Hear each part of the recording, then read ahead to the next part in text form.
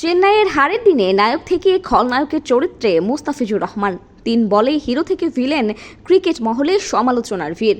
নিজ দলের কাছে শুনতে হয়েছে কটূক্তি। বিস্তারিত ভিডিওতে।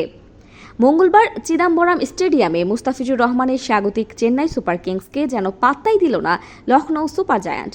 শুরুতে ব্যাটিং করতে নেমে ঋতুরাজ গায়কোয়াড়ের 60 বলে 108 রানের সুবাদে 210 রানের বড় স্কোরই করে চেন্নাই। জবাবে এই রান চেঞ্জ করতে নেমে লখনৌ সুপার জায়ান্ট যেন পাত্তাই দিল না মুস্তাফিজুর চেন্নাইকে। মার্কোস স্টোয়েন্সের দানবীয় পারফরম্যান্সে 3 বল বাকি থাকতেই 213 রান করে লখনৌ সুপার জায়ান্ট। মুস্তাফিজ তার প্রথম ওভারেই মাত্র 4 রান দিয়ে তুলে নেন KL রাহুলের মতো ব্যাটসম্যানের উইকেট। কিন্তু এরপরে 2.3 ওভারে তিনি 47 রান খরচ করেছেন, কোনো উইকেটও পাননি। স্টোয়েন্স এই দিন মাত্র 63 বলে 124 রানের হার না মানা ইনিংস খেলেন। এছাড়া নিকোলাস পুরান 15 বলে 34, হুদা 7 বলে 17 রান করেন। ফলে 6 উইকেটে হেরে যায় মুস্তাফিজের চেন্নাই। আর এই দিন মুস্তাফিজ 3 ওভার 3 বল করে দিয়েছেন 51 রান।